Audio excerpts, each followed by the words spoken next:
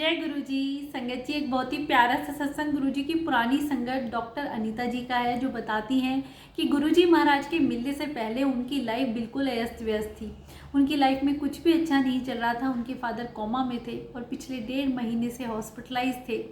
खुद वो एक डॉक्टर होते हुए भी कुछ नहीं कर पा रही थी। उनके बहन भाई सब मिलके कोशिश करते हैं, पर दिन प्रतिदिन उनके फादर की तबीयत बिगड़ती ही जा रही थी। उनके हाथ में कुछ भी नहीं था। वो इतनी निराश हो जाती हैं। एक दिन भगवान के सामने खूब रोती हैं और कहती हैं, आप कहाँ हैं भगवान जी, मेरी मदद क्यों नहीं करते हैं? मैंने तो आपके ऊपर इतना भरोसा किया है, इस कठिन समय में आप मेरी समस्याएं सुनने और मुझे हिम्मत देने क्यों नहीं आते हैं? वो संगत जी कहते हैं ना कि सच्चे मन से कोई भक्त भगवान को याद करता है तो भगवान जी जरूर आते हैं। ऐसा ही होता है। एक रात वो सो नहीं पाती हैं तो उनके भाई शिव उनके पास आते हैं और उन्हें प्रसाद देते हुए गुरु जी के बारे में बताते हैं और कहते हैं कि गुरुजी के पास तुम्हें मिलने ज़रूर जाना चाहिए। गुरुजी के सत्संग और मिरेकल सब उन्हें सुनाते हैं। आंटी उस रात बड़ी चैन की नींद सो पाती हैं और अगले दिन ही अपने हस्बैंड के साथ गुरुजी के दरबार में जाने की सोचती है। उससे पहले वो इमेजिन करती हैं कि कोई साधु संत महात्मा होंगे, लंबी दाढ़ी वाले होंगे, पेड़ के नीचे बैठते होंगे, आशीर्वाद देते होंगे।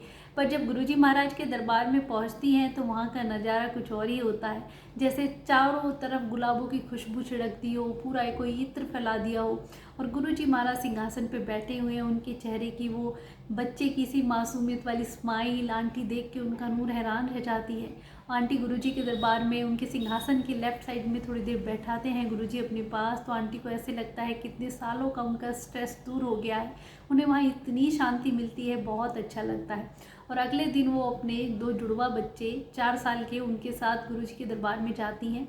तो उनका जो बड़ा बेटा होता है ध्रुव, वो गुरुजी के चरण स्पर्श करता है। छोटे बेटे को वो कहती हैं पर वो मना कर देता है कि मैं तो शिव जी के ही करूँगा, और थोड़ी देर बाद खुद उठ के उनके चरण स्पर्श करता है। तो आंटी उसे पूछती है कि तूने अब पैर क्यों छुए?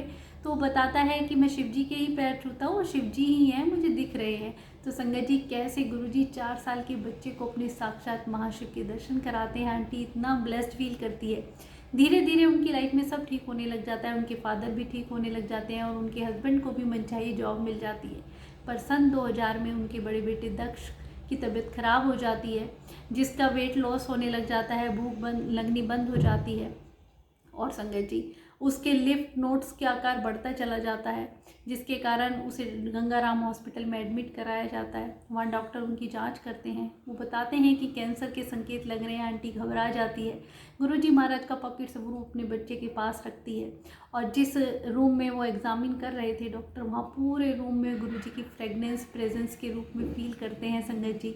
तो डॉक्टर बताते हैं कि इनके लीवर का आकार बढ़ता जा रहा है, उसके लिए हमें अल्ट्रासाउंड करना पड़ेगा और 40 मिनट के प्रोसेस के बाद अल्ट्रासाउंड होता है। आंटी रो पड़ती हैं गुरुजी महाराज को याद करते हुए कि गुरुजी, आप चाहो तो पल भर में मेरे बच्चे की बीमारी दूर कर सकते हो, अब आपको ही संभालना है। और संगत जी, उस पूरे रूम में गुरुजी की फ्रेगनेंस फैल जाती है। रिपोर्ट आती है, सब नॉर्मल होता है। आंटी शाम को गुरुजी से मिलने जाती है। सारे दिन की बात गुरुजी को बतानी ही वाली होती है तो कि गुरुजी देख के कहते हैं, क्यों, क्या हुआ, क्या बीमारी निकली? जैसे गुरुजी महाराज को सब पता है कि उनके साथ पूरे दिन क्या हुआ। चाहे हम कहीं देश में रहें, विदेश में रहें, कितनी दूर पास, कोई फ़र्क नहीं पड़ता। गुरुजी महाराज की नज़र हमारे ऊपर हर पल रहती है, वो सर्वव्यापी है। संगत जी, आंटी इतनी खुश होती है कि गुरुजी को तो सब पता है, वो सब संभाल लेंगी। और ऐसा ही होता है। आंटी फिर गुरुजी को बताती है कि गुरुजी, डॉक्टर कैंसर के संकेत बता रहे हैं, इसके काफ़ी सारे टेस्ट होने बाकी हैं। गुरुजी महाराज कुछ नहीं करते, बोलते, चुप हो जाते हैं। थोड़ी देर बाद गुरुजी कहते हैं, तू चिंता ना कर, तेरे बेटे को कुछ नहीं होगा। आंटी बड़ी खुश होती है कि गुरुजी महाराज का आशीर्वाद मिल गया। फिर डॉक्टर उन्हें बुलाते हैं, बाकी के टेस्ट करने के लिए कहते हैं कि हम नंगी आंखों से भी देख रहे हैं, इसके लीवर का आकार बढ़ता हुआ दिखाई दे रहा है, तो बायोप्सी करनी पड़ेगी।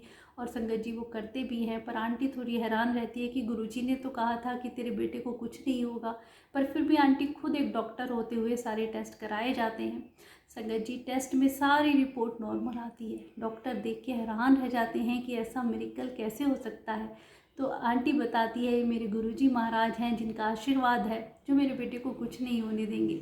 कुछ हफ्ते बाद गुरुजी के दरबार में जाती हैं तो गुरुजी कहते हैं कि मैंने तेरे बेटे को ब्लेस कर दिया है, उसे कुछ नहीं होगा। और संगत जी, ऐसा ही होता है। उनके बेटे का फीवर गायब हो जाता है, सारी तकलीफ उनकी दूर हो जाती है और उनका बेटा बिल्कुल ठीक हो जाता है। तो ऐसे हमारे गुरुजी महाराज जो आंटी की खुशियों से झोली भर देते हैं। और संगत जी, आंटी की जो दोनों जुड़वा बच्चे आपस में कई बार लड़ा करते थे कि तू बड़ा है या मैं बड़ा हूँ, क्योंकि आंटी बताती है कि बर्थ के टाइम पे कुछ ऐसे कॉम्प्लिकेशन हो गए थे कि डॉक्टर उनकी एग्जैक्ट टाइमिंग नहीं लिख पाई थी। तो गुरुजी महाराज उनको लड़ते हुए कहते हैं कि तू उससे 6 मिनट बड़ा है।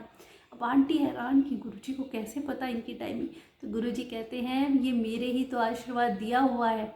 आंटी सो ब्लेस्ड फील करती है कि उस वक्त तो मैं गुरुजी को जानती भी नहीं थी, फिर भी गुरुजी महाराज हमसे कब जुड़े हैं, हर पल नज़र रखते हैं, कैसे उन्होंने मुझे बच्चे का आशीर्वाद दिया और वो बच्चे गुरुजी के ही हैं। आंटी इतनी खुश होती हैं। संगत जी, एक बार ऐसा ही होता है कि गुरुजी महाराज जलंधर गए हुए थे। उस वक्त आंटी की मासी को तबीयत ज़्यादा ख़राब हो जाती है, कोमा में चली जाती हैं, वो आईसीयू में एडमिट किया जाता है। तो आंटी अपनी मासी के लिए गुरुजी महाराज से प्रे करती है कि गुरुजी मेरी मासी को बचा लीजिए, और वो पॉकेट स्वरूप हॉस्पिटल में ले जाती हैं। संगत जी, उनका सिटी स्कैन होता है, पूरे रूम में फ्रेगनेंस छा जाती है और आंटी की रिपोर्ट नॉर्मल आती है। नेक्स्ट डे आंटी अपने घर चली जाती है, और जब अपनी मासी के हॉस्पिटल में मिलने दोबारा आती है तो देख के हैरान रहती है कि मासी आराम से बिस्तर पर बैठी हुई है। तो मासी कहती है रात को ना एक गोरे से लंबे चौड़े से आए थे और मेरे को उठने के लिए कह रहे थे कि तू बैठ जा।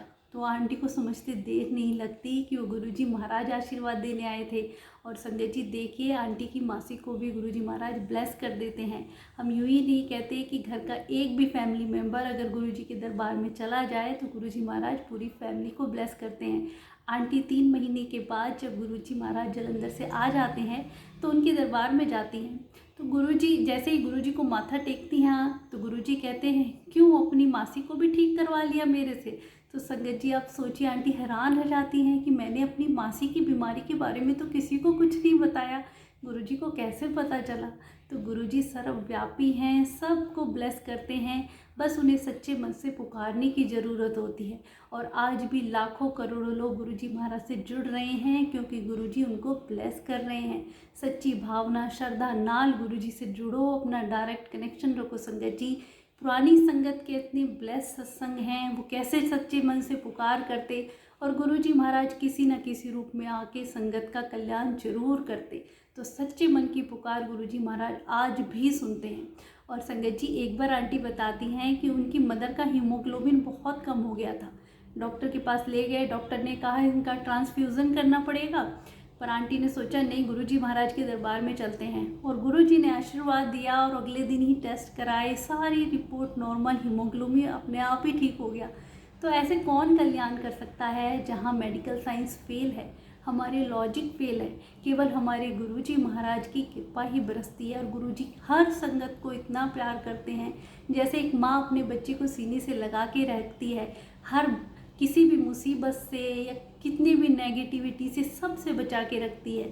तो ऐसे ही हमारे गुरुजी महाराज हमें हर बीमारी से, हर तकलीफ़ से बचाते हैं। बस हमारी भावना और सच्चा प्यार उनके प्रति होना चाहिए। शुक्राना गुरुजी।